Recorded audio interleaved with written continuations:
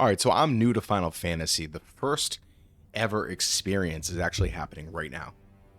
I'm playing Final Fantasy VII Remake, and as I sit here, I'm just like, I'm trying to stay in this world. I don't want to remove myself from it in any way.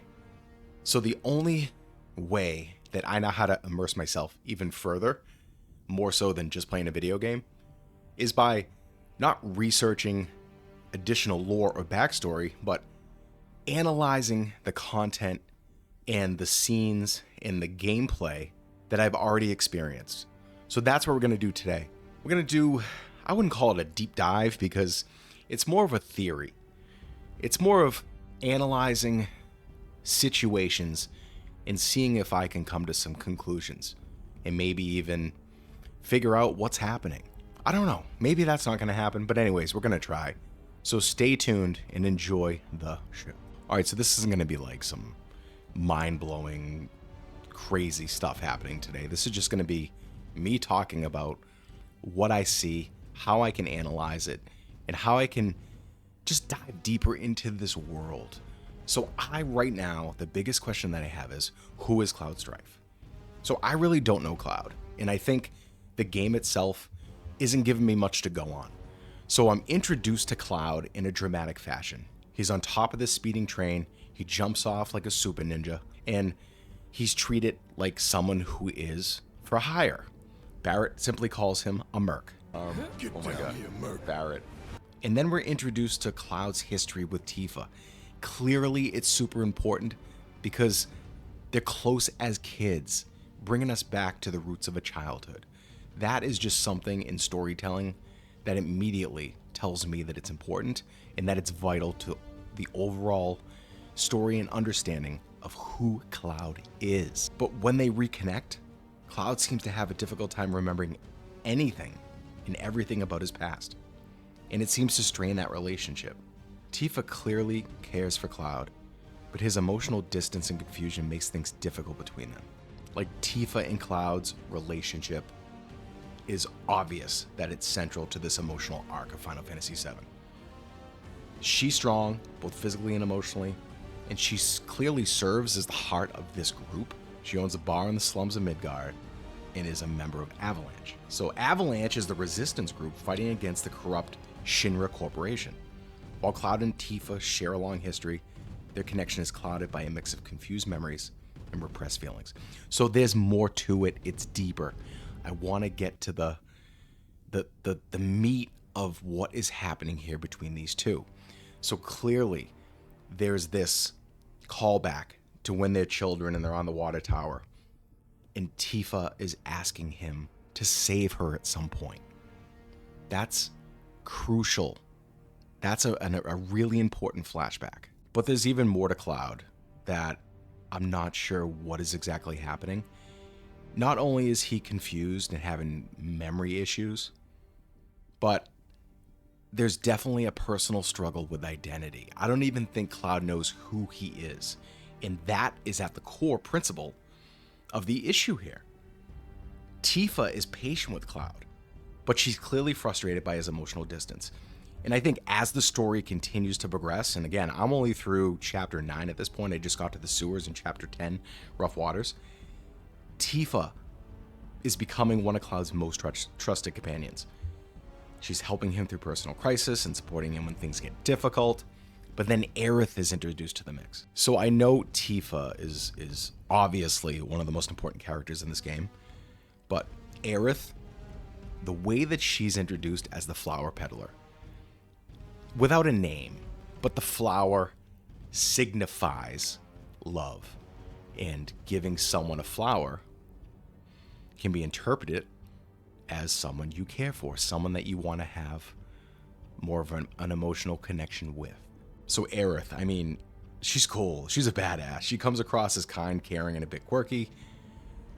She's natural, though, but she has this, like, otherworldly grace going on. I don't know how to really explain it. She's selling flowers. She's living in the slums in the city of Midgar.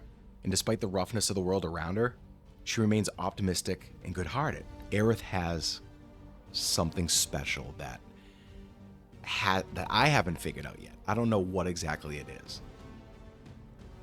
Like, she's clearly a really good fighter.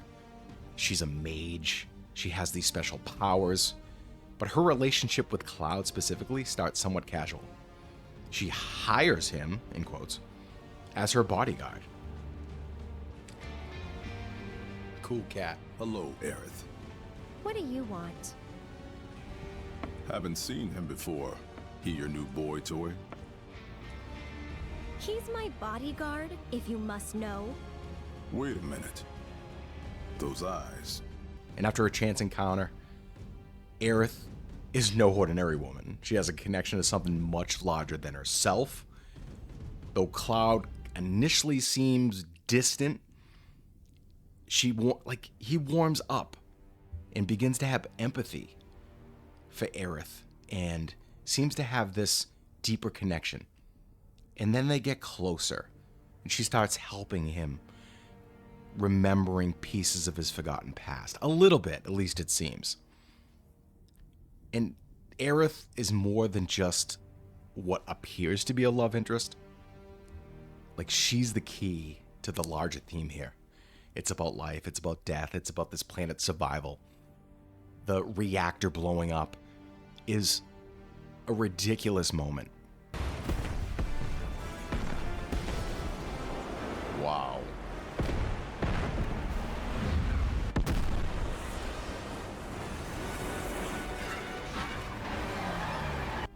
So impactful and significant in this story. And her connection to the planet and to the greater cosmic balance is definitely pivotal here. Like, it's super, super important. But then I want to know, like, how does Sephiroth tie into what's happening here? We see him a few times in the early going chapters. All right, so at first glance, when Sephiroth is first introduced, to me, it's like, okay, this is the villain. This is the antagonist of the story. Clearly, Cloud hates this guy for whatever reason. And there's just an extra layer of mystery that's in play here. And not being familiar with the Final Fantasy setting at all, it's super confusing. It's not one that I can really figure out. At first, it just seems like traditional hero, villain, that's the dynamic. But there's obviously more to it. Cloud's the protagonist. Sephiroth is the primary antagonist. Sephiroth, from what it seems, is a former hero of the world. He was called a legendary warrior. So Sephiroth, to me, seems godlike. He seems noble, but not in a good way. Cloud seriously has some disdain for Sephiroth. They talk about his mom and falling at the sword of Sephiroth, but then Cloud comes and says that, "I thought I killed you," and then he stops. You're not real. You're dead. I am. Sephiroth, I know that name. Killed you with my own. Oh, you need not remind me. So to me, it's not only confusing, but it's very deep. The relationship between them is so much more layered than what meets the eye. And it's like this strange memory's happening and everything's on fire. And it doesn't make sense, and I'm not sure if it's supposed to.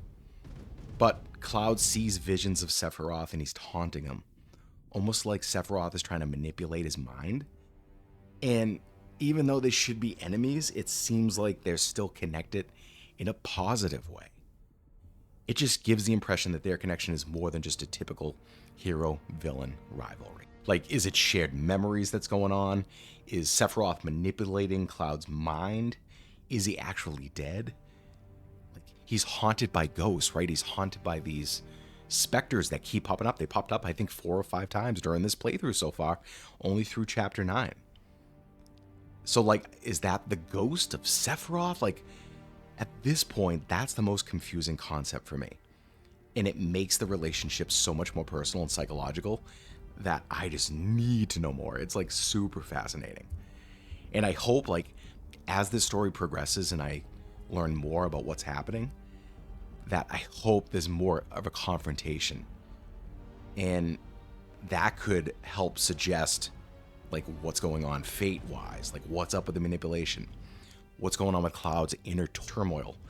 There's so much here, and there's a bond between all these characters, and something is connected. Like, there's a deep connection here, and I'm gonna find out. And when I do find out, it's going to be absolutely mind-blowing. And I hope I'm not just hyping this up, because I hope it's not that I just want more. I hope that there is more. And I can't imagine that there isn't. But like, something was left behind. There's definitely memories, and there's all these flashbacks early on for a reason. And what is that reason? Who is Cloud Strife? Is he a hero? Is he a villain? Is he someone that we look up to? Is he just troubled and trying to pretend he is somebody that he's not? Like, I'm just not sure at this point, but I do know that Cloud Strife is an excellent character. There is so much development here, and I think the way that there's so many questions makes this for such an interesting story, and that's what makes this special. So thank you so much for watching. Leave some comments, I appreciate it. Till next time, see ya.